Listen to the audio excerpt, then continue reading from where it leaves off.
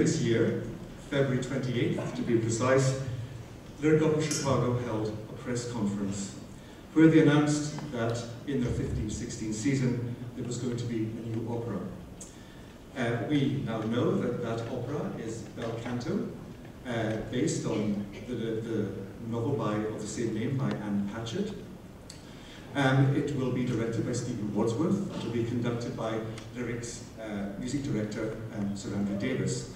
It's also part of Lyric Opera Chicago's ongoing Renee Fleming initiative, and Renee Fleming is the curator of the project. The people engaged to create the opera are sitting with me right now, Jimmy López and Nilo Cruz. Now, we're going to talk about Bel Canto a little bit later on, but I thought we should begin by talking about the creative process that goes into a new opera, how a librettist and a composer work together. After all, we can read about Mozart and Da Ponte, we can read the letters between Verdi and Boito or Strauss and Hofmannsthal, but it's not every day we have the luxury of being able to sit and talk live to the two creative components of a new work. So, guys, let me begin with a very easy question. Did you actually know each other before, or has Bel Canto brought you together? Well, good morning. No, we didn't know each other, but the first time I met Nilo, it felt here. Can you hear me now? So, yes, good morning. No, we did not know each other, but the first time I met Nilo, it did feel like we had known each other for a while. I mean, we were supposed to stay to just have a business meeting of about 1 hour, and then we stayed for about 6 hours. If I remember well. We couldn't stop sharing our ideas and being amazed at how much we had in common in terms of our views and goals for this particular project. So very quickly you realized that this collaboration would work? Absolutely, yeah.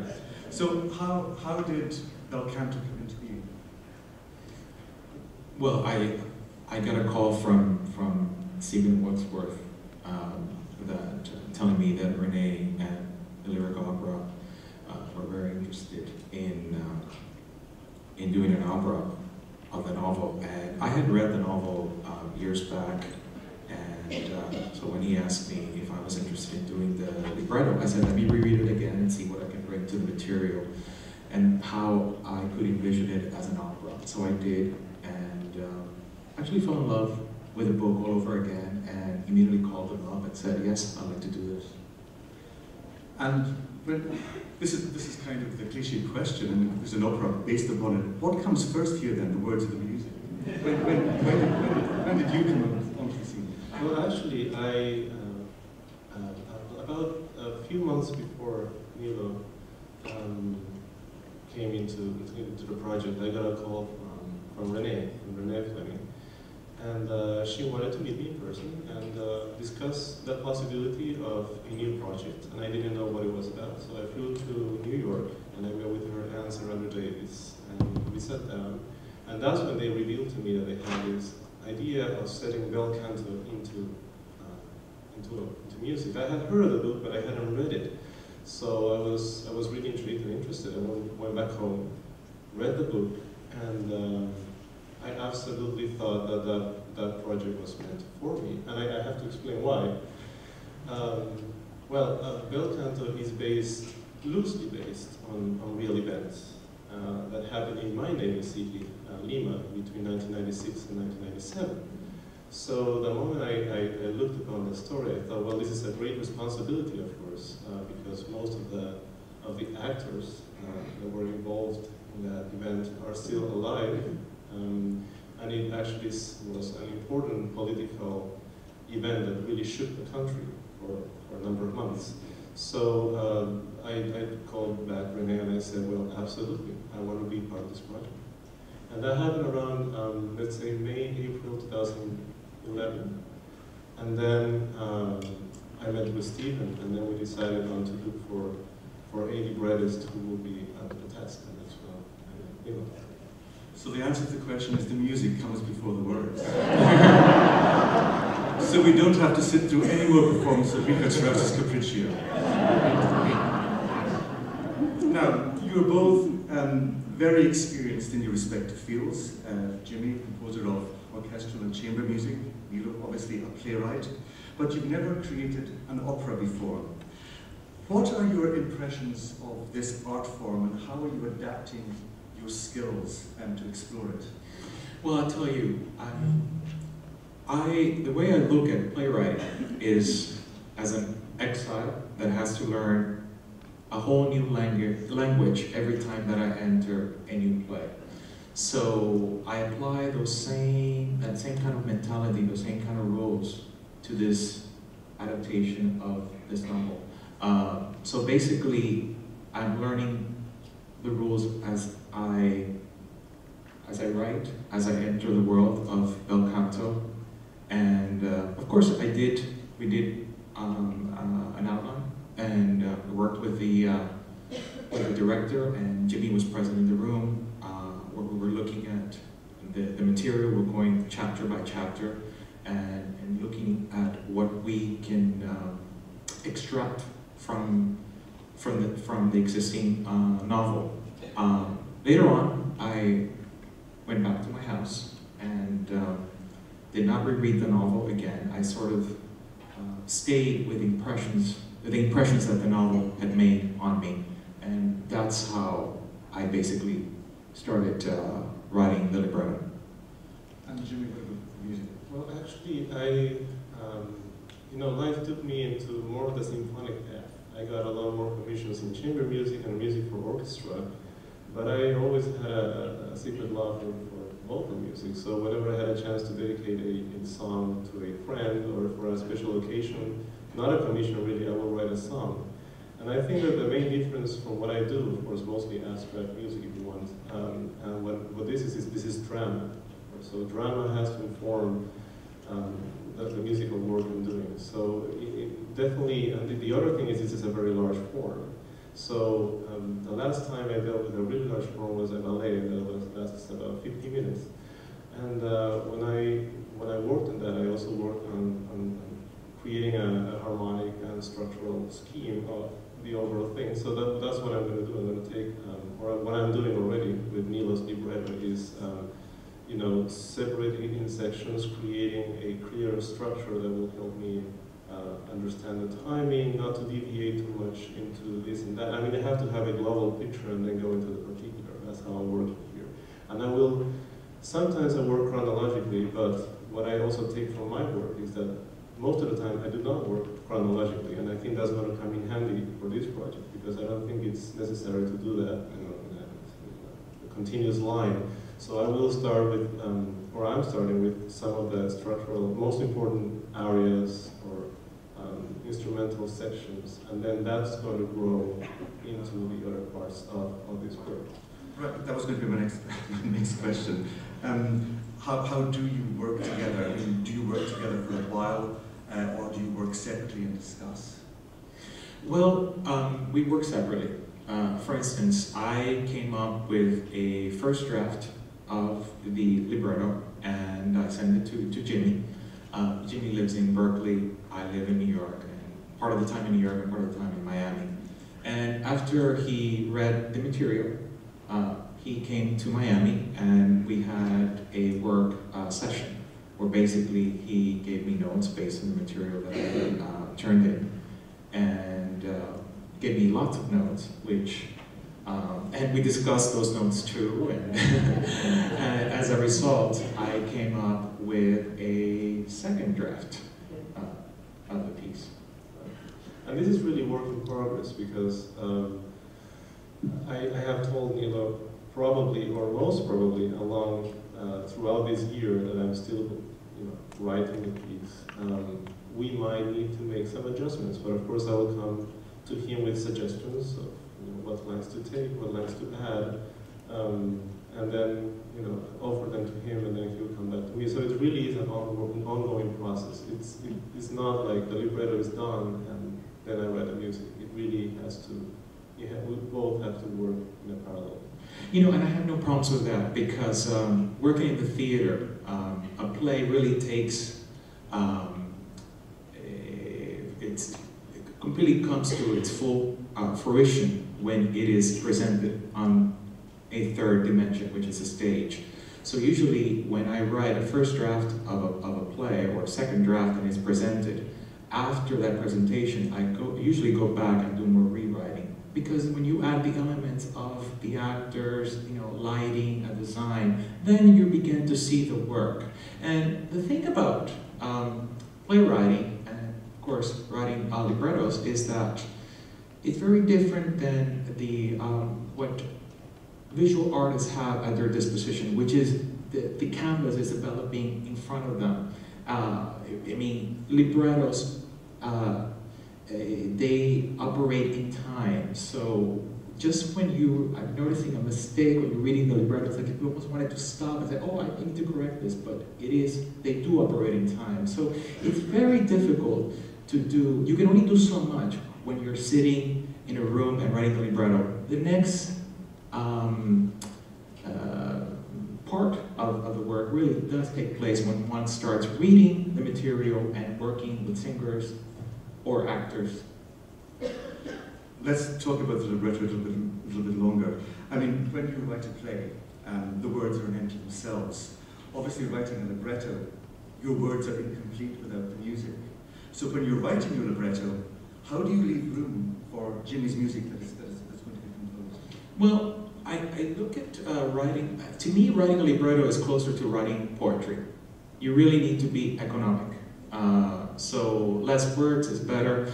It's a problem with me because I'm very much very baroque in terms of my style.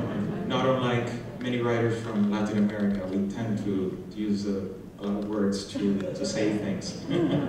Or we tend to meander. So here, I've had to be more specific and really pull back and say, no, don't use as many words, and also don't use big words. And if I use a large word, that means that there's going to be less words in the sentence.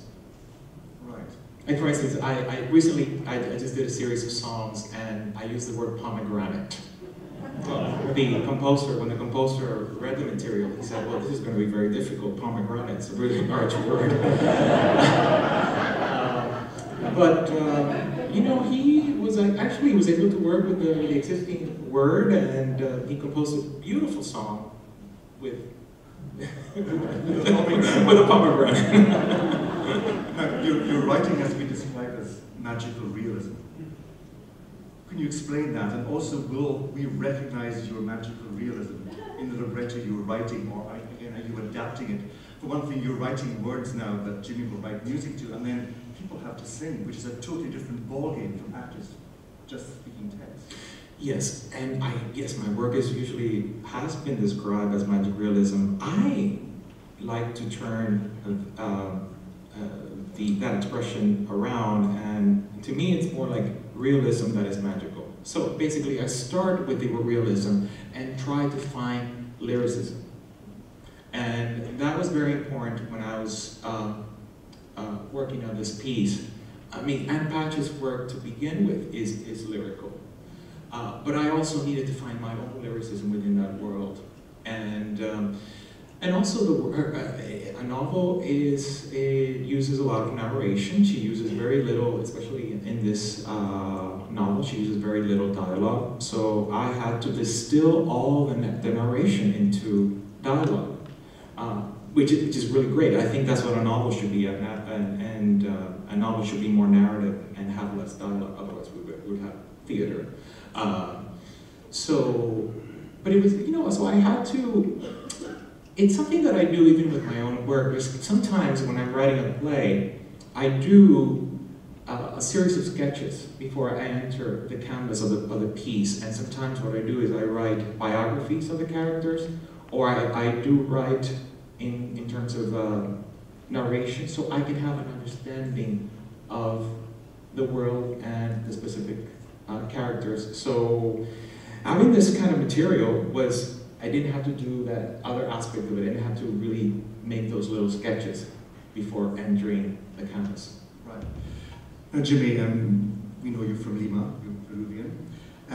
You finished your studies in Lima, then you studied at the Sibelius Academy in Helsinki, but you've also worked in Germany as well. How does being Peruvian affect your musical style? Well, had you asked me this question when I was living in Peru, I would have said probably not much.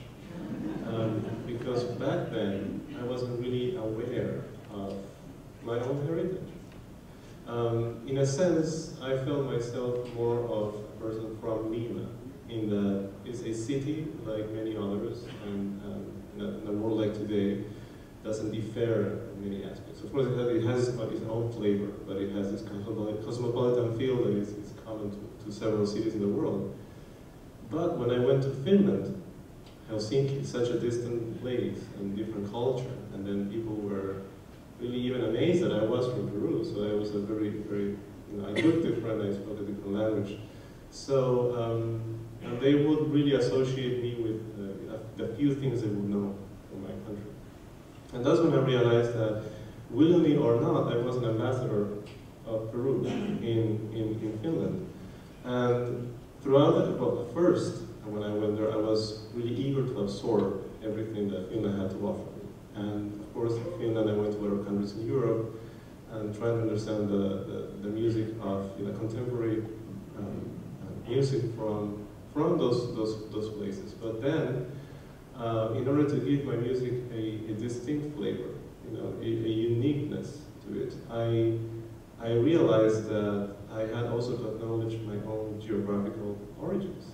And this can be done in different ways. I don't like to do it, I don't like to play the card of being an exotic composer, because I don't think that's very genuine. But I think that it's important to acknowledge one's origins and not neglect them completely. So, not that I didn't want to blend entirely and disappear and just sound like another European composer, but I didn't want to just say that I'm exclusively a Peruvian South American composer. So what I've tried to do is really have this openness, and this has led to a certain eclecticism in my music, which means that some pieces do have influences from both places. And I think that's exciting, that's interesting in its own way. And composers, I'm 34 years old. I think this is a process that takes time. In my 20s, I was still developing and shaping my own language. I think I'm reaching a more mature point, and I think this is a process that will continue to evolve throughout the years. Okay, before we move on to Bel Canto, the opera, one more question about the creative process. As I mentioned, Stephen Wadsworth, a very distinguished American director, is going to direct the production. How do you see his role working with your roles in the creative process? And what skills do you think he brings to complement your respective skills? Well, I think the work that I've been doing, the work that I've been doing with Stephen is related more to the work that directors do with screenwriters. I think directors in film have more of a hands-on process. And that's exactly the same way that our relationship has developed as we have been developing this piece. Where again at the beginning we did sit down and we looked at basically an outline, and we went moment to moment and trying to decipher those moments and try to talk about it and sort of visualize it on stage. And again, because I think that as playwrights, as librettists, we're not just writing lyrics, we're not just writing story, we're writing images for the stage. Because again, this art form does take place in the third dimension. And that's something that we were exploring especially when we met with him in New York, is how to look at the piece also through images. Yeah, and as well, he actually tried to bring the element of action as well into the play, saying that even sometimes we wouldn't necessarily have to use words to describe a certain situation, that maybe action and music will suffice for a specific scene. So that is another thing that we have been trying to build into the libretto. He had a really interesting contribution for the beginning of the second act. We're still developing the idea, but it's a really interesting concept of showing vignettes that mostly consist of action and very few words, and that depict the passage of time. But I think you're going to get into that later. Yeah. Let's talk about Bel Canto. First of all, show of hands, who's read the novel? Oh, isn't that wonderful? Great. Do we need a brief explanation of the story? But it's a 300+ page novel. Can we do this really briefly? Either of you? Well, do you want to talk about the actual event and what happened? Well, the actual event that informed the book was a hostage crisis that took place in 1996 in Lima, and it was, well, the people who were taken hostage were gathered at the residence of the Japanese ambassador to Peru. It was I think the occasion was the birthday of the emperor. Because that's their national day, and so they had invited several high-profile people, diplomats from all over the world. And back then, our relationship with Japan was particularly strong because we had a president of Japanese descent. It was Alberto Fujimori. So it was a really high-profile event. And this terrorist group called Movimiento Revolucionario Tupac Amaru, or Revolutionary Movement Tupac Amaru, was one of two, the other one being the Shining Path, one of two terrorist groups that were really active in Peru back in the 80s. And they had been, I would say, strategically defeated in the beginning of the 90s, 1991, when their leaders had been captured. And so by 1996, the country had been enjoying enjoying peace and prosperity. And so this came as a real shock. And it was seen as, in a way, as a defeat to the government, but it really ended up being a victory for the government because that was the very last cry of these terrorist groups.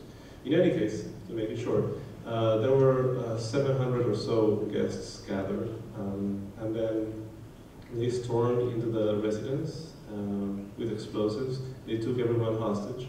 After a few hours, they released the women and the servants and everyone else, and so they only were left with men. And then throughout the following weeks, they kept releasing more men, those who were not so prominent in terms of their political or affiliations of the situation. And so they ended up with this group, the core group of 70 people that were kept hostage for like about 4.5 months. And what was not known to the public, of course, is that there were relationships developing within this embassy. Most of the terrorists were really young. There were some of them teenagers, and so they had been indoctrinated with these ideas that they were not really convinced of, or I guess they were just blindly taught about them. And so throughout the situation where they were met with these intellectuals and really interesting people in a mansion that they hadn't really seen before, they started really having admiration towards their hostages. So it's sort of a reversed Stockholm syndrome, that's what they call it, where basically the terrorists were falling in love with the hostages. And so by the end of the siege, I mean, it was relatively successful, but there was only one hostage who died out of a heart attack, and then all the terrorists were killed. And so that really has made a really strong impression on the modern history of Peru and all of this. So definitely it was a really important event. And that's, I think, Ann Patchett, if I remember well, she was saying that she had been following this on the news because it was a really high profile event for CNN and so forth. So that's basically what informed her in the novel. And what she does is she takes the novel and she adds some fictional characters. There was no opera singer in the original. And she creates this, she takes that interrelations, those that develop, and she builds them into these four main characters. The star soprano, Roxanne Coss, the girl called Carmen, then prominent businessman from Japan, Hosokawa, and Jen, the translator. So those are the four main characters that are the core of the story. Then she reflects all of these interpersonal relationships. She actually lays them all on these four characters. And then there are, of course, other side characters as well. But that's basically, just an overview. Right. I'm going to play devil's advocate now. I mean, I read Bel Canto, I really enjoyed it, but it didn't strike me as a novel that was a very suitable subject for an opera. I'm sorry that I got from Chicago. Clearly, you guys think very differently. What am I missing, and why do you think will make a great opera? Well, if you look at the novel, I think to me, this Ann Patchett's novel is almost like Scheherazade, because the character of Roxanne Coss really changes the dynamics in the house when all these people have been held hostage. Through the music, she changes the whole environment. And I think the piece is very much about the power of art, the power of music. And also from the beginning, we do have a conflict. And the big conflict in the novel is these two people from completely different backgrounds really come together. And they sort of create a utopia. So the piece has a transformative quality to it, which I think is so inherent in every piece of art. Let's talk about Roxanne Coss. Again, I don't think she's a terribly interesting character. She actually reminded me, when I read the novel of, we were talking about this earlier, what Charles Dickens does many times with his novels, especially the main characters of his novels, David Copperfield or Oliver Twist. These characters are fairly bland characters, but they're there so Dickens can use his fertile imagination and create these amazing characters around them. To me, she's a device. How are you going to make her interesting for me, then? Maybe I'm the only person who doesn't actually. How will you make her interesting for me, both dramatically and musically? Well, one of the things I will do, for sure, is to write original music for her, because in a novel, all she does is like replay the repertoire, right? The classic repertoire. The 20 favorite arias. So of course that's wonderful, because in the book, she is the ambassador of all this opera tradition and the Bel Canto tradition, and she brings all of that wealth into the novel. But we cannot afford to do that in the book, in the opera, because otherwise we will end up with just a pastiche. So what I'm going to do to create her interesting is really to assign her a very prominent musical role. She is, and whenever she sings, when she sings, actually, the first time in the book she sings, well, first at the very beginning, or actually she's not even singing at the beginning, she just gives a kiss to her accompanist. It's just finished. That's true. And then the next time is when they deny her the scores, the music scores when they come to the house. So we cannot really wait that long for her to start singing. So she does have an aria almost at the very beginning of the opera, and it is an original aria. And another thing we have been working with Nilo is also to keep her as a leading role, as a pivotal role in the hostage crisis, which we feel, does shift a little bit towards the second half of the novel. So. Yeah, I also think that in the novel, she's depicted very much like a diva, and with all the faults that come with a diva. And to be honest with you, I as a playwright, I don't like stars, and I don't like divas at all. I like, if anything, I like actors, and I especially like actors who are artists. So in developing her character, I really tried to make less of the cliche of what an opera singer is, and really tried to bring more humanity to her. Also, because I think when one is in this kind of situation, when one is faced with a military presence, really another set of mechanism begins to operate. I mean, I tell you, I was born in Cuba, and for the first 10 years of my life, I lived in a military, with a military presence. And that really affected me. As a matter of fact, when I've traveled throughout the world and I've been to places where I see a soldier with a machine gun, immediately it has an effect on me. So I am also bringing a little bit of my own experience, my own experience in Cuba, to the piece. I don't think that when you are in this world of extremes that you can afford to put on airs. And there's a moment here and there in the second act, but I think at the beginning, I think fear is very present. But I also wanted to make her into a strong woman that really wants to she questions reality. She questions, why are we doing this? How can we get out of this? So it's a woman that is really more active instead of just being dainty and shallow. Right. Now, also at the press conference, it was revealed that the leading lady would be sung by Danielle Denise. Yes. I think that was positive.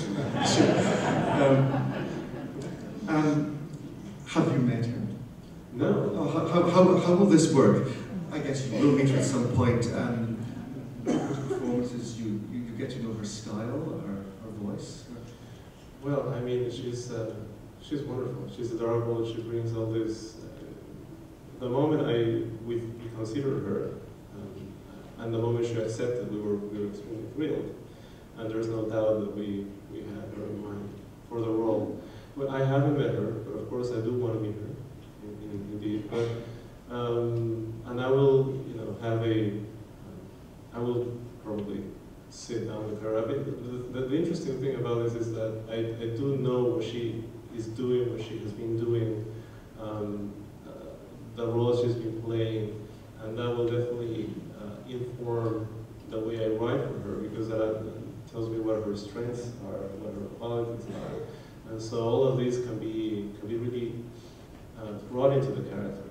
I mean, of course, in time we hope it will be sung by other singers, but she, as the person who is going to deliver the premiere, right. And this is something that will showcase her abilities. Yeah, because something that talking about Denise, one of the things that is intriguing to me is the whole notion of casting. I think that a libretto can only do so much, music can do so much, and then it's what the actors bring to the roles. And to me, Denise is very sensual, and the character of Roxanne, to me, because she has the gift of music, that she is almost the personification of art and the desire that comes with art. She's la musica.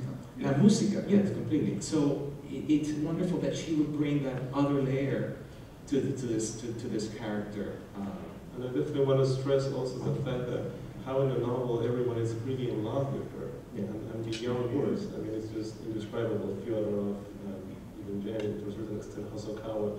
I mean, there is all this tension going on, and even the generals are disarmed by her at some point. So I think this power of music and this sensuality that you think, that's something that Danielle will deliver and can deliver. And the danger of that seduction that comes with art in a place like this, and obviously at one point the generals decide that this woman is problematic. She's a light lyric soprano. You can tell from her performance she has great vocal agility. Will this be part of your writing for her? Will this be reflected in the role that you write for her? Yes, certainly. And let me ask this, because you decide now which character is given a voice type. I mean, so Roxanne, leading lady, is a light lyric soprano. Has that affected your decision about the voice types you have assigned to the other characters? Can you talk maybe a little bit about that? I know it's early on in the process. Right. Well, the only person who we have is still Danielle. Right? We are still in the process of casting, so we have no other names to give you at this time. But what informs really the decision is more how we envision the character. And for example, we have Carmen, who is the terrorist, who is a young girl. And at the beginning, she pretends to be a man, and then she is revealed as a woman.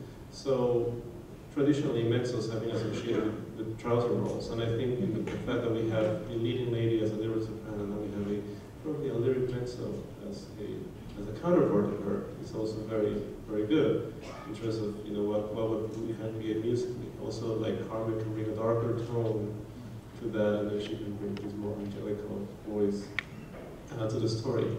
And then in terms of the two other important male characters, Hosokawa, right? He is depicted as a businessman, and we wanted to bring this gravitas, this solemnity and this dignity that he transmits. And so we thought of a lower type of voice, more inward kind of looking, not an Italian tenor, for example. That wouldn't be, that's too expressive for the role. So we thought of a bass baritone. And then, so to complete the quartet, also a lighter male voice would be ideal. So we're looking for a lyric tenor for the role of Jen. And then that's how we grow. There are other really important characters, such as Joachim Messner, who is the envoy of the Red Cross. Yes, the go-between. Yes, and we have thought for that role definitely a baritone. The baritone has to be specific. Well, I don't know what specific type of baritone at this point, but we have thought of that voice for him. And then we have thought of General Alfredo as a tenor as well. So we are trying to design our cast in terms of what they can bring to the character, but also how they can interact together. And bring also musical variety, because we don't want to have too many voice types, or too many of the same. Right? We want to bring variety. Now, the story, of course, is peopled by many nationalities.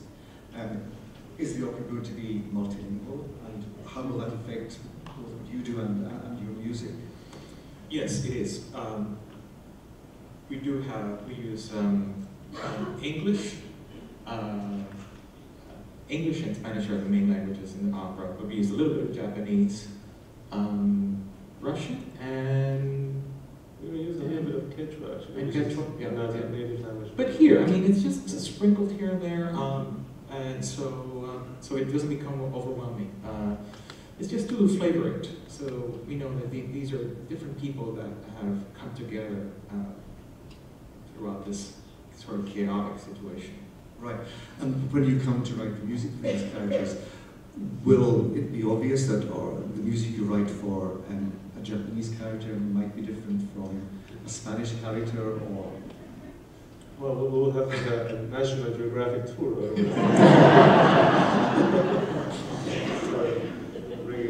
No, I think my main interest as of now will be to create a contrast between the two worlds that Nilo was talking about, which is this world of wealth and as opposed to the world that the terrorists bring, which they are coming from the jungle, and they are coming from these ideologies that are opposed in a way. They're trying to represent the popular strife, in terms of, so this clash of ideologies and of geographical location as well, because one of them represents, let's say, the educated, the wealthy, and then the other one represents the underrepresented, the ignored, So what I could bring to this for sure is, and then the novel does this for me in a way, because we have Bel Canto, the opera tradition,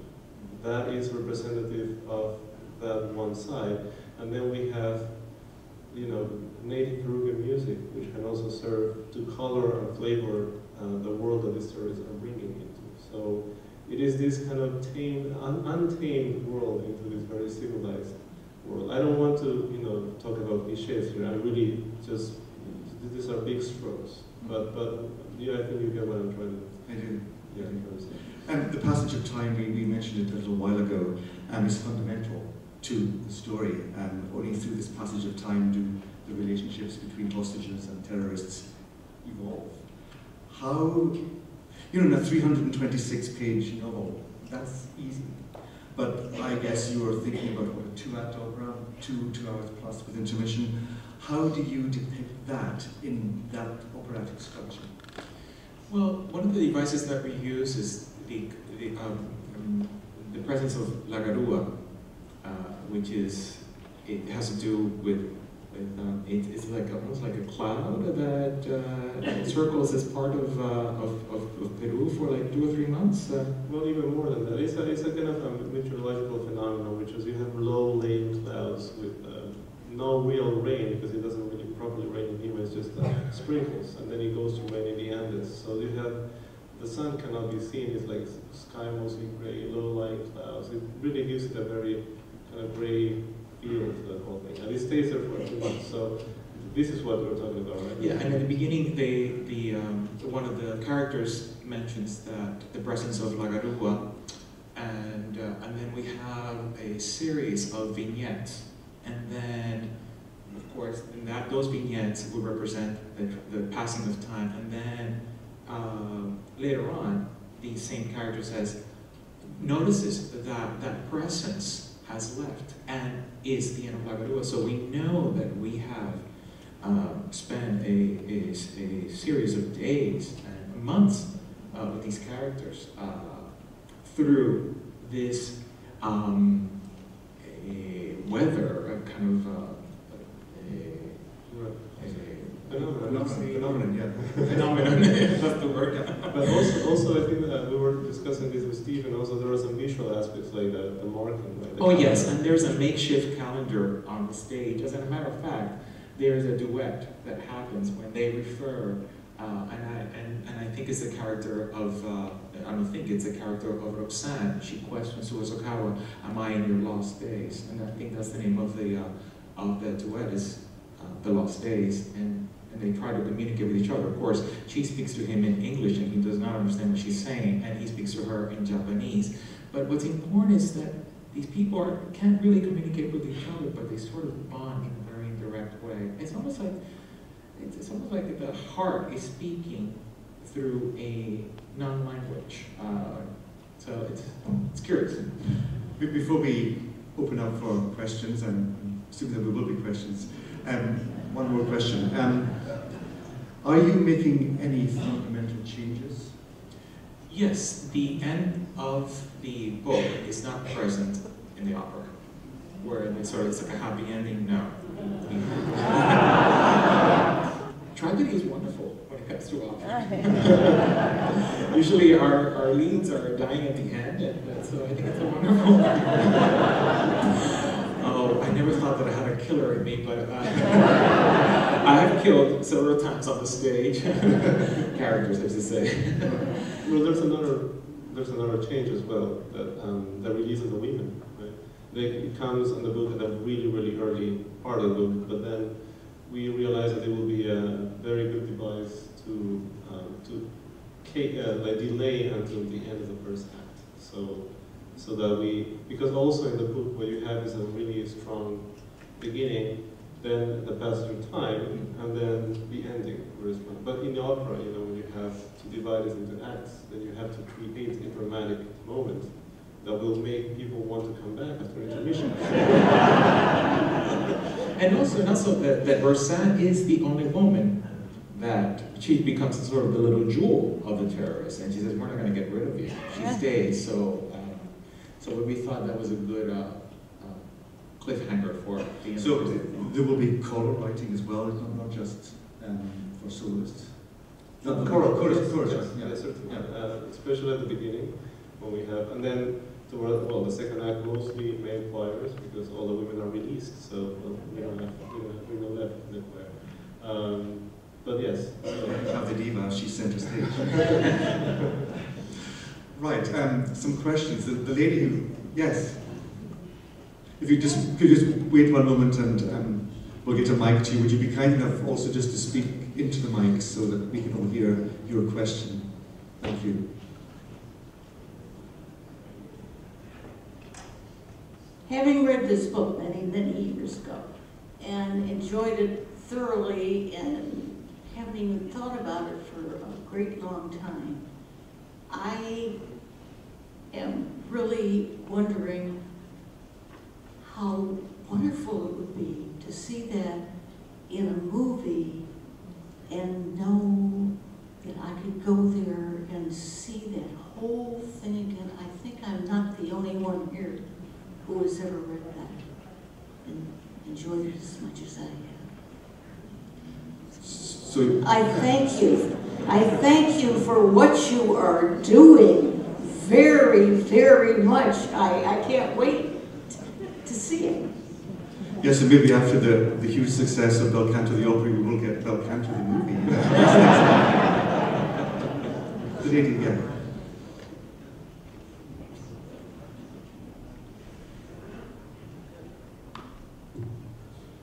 Did Ann Patchett have to give permission to do whatever you want with the story?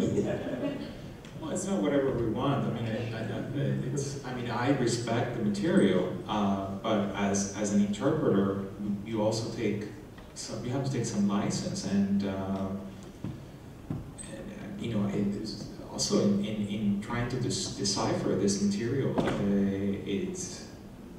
I had to find the individual voices. For instance, she makes a lot of references to a lot of arias in the book, and we're not using those arias. I had to write original arias, and I also had to come up with where are those arias coming from.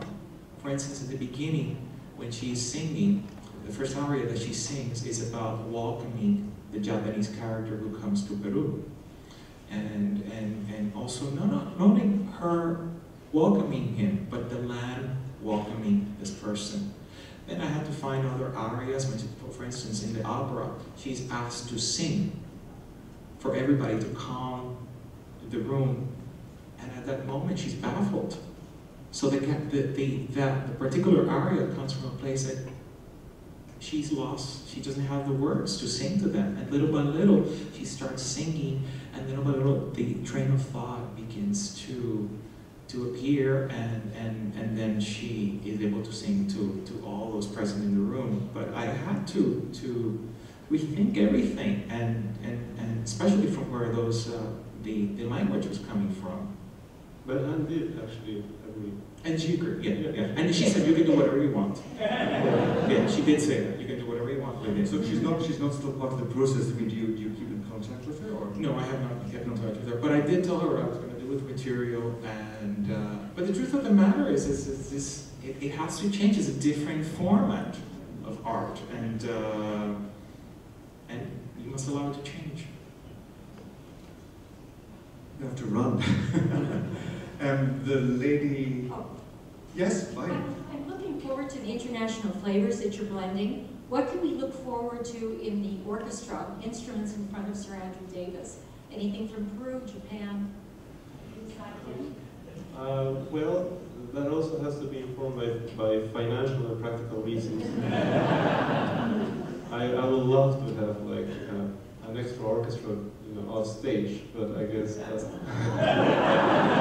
I'm kidding. But I have used actually Peruvian instruments in other pieces, and if necessary, I certainly will, or I will at least discuss this with Anthony.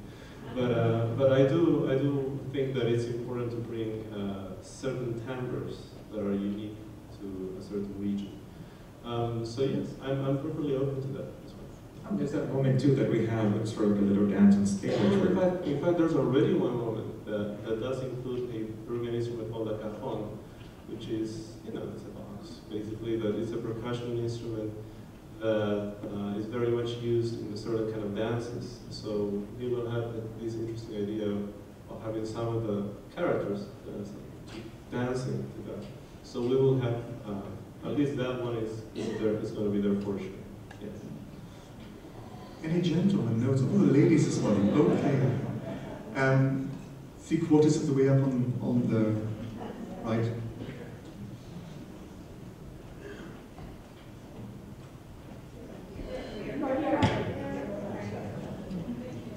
Yeah, I'm really interested in the creation of new arias to represent arias that are from other operas, and I'm really curious about whether Mr. López or Mr. Cruz thought about the opera that those arias would be coming from, and if you're doing anything to differentiate the style of those arias, both in terms of the libretto and music, from the surrounding narrative and from each other.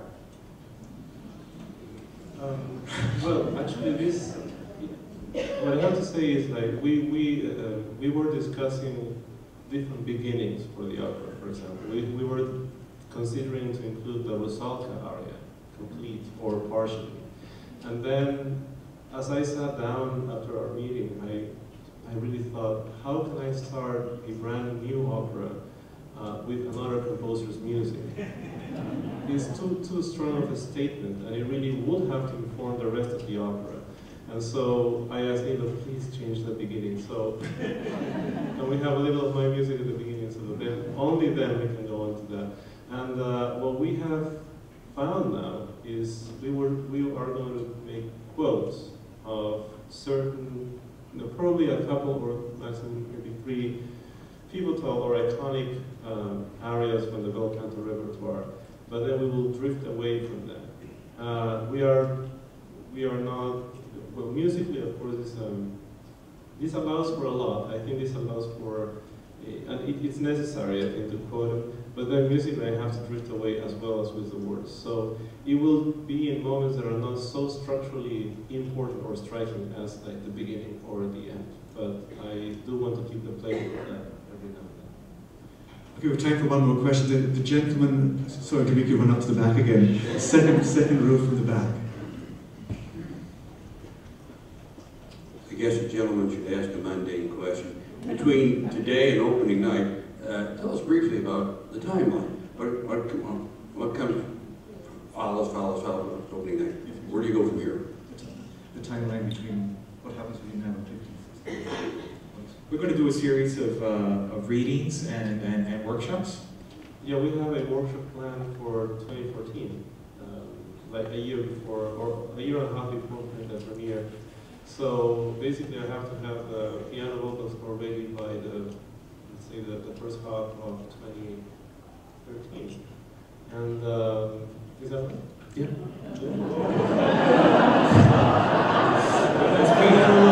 It's 14. What am I doing here? I should be right.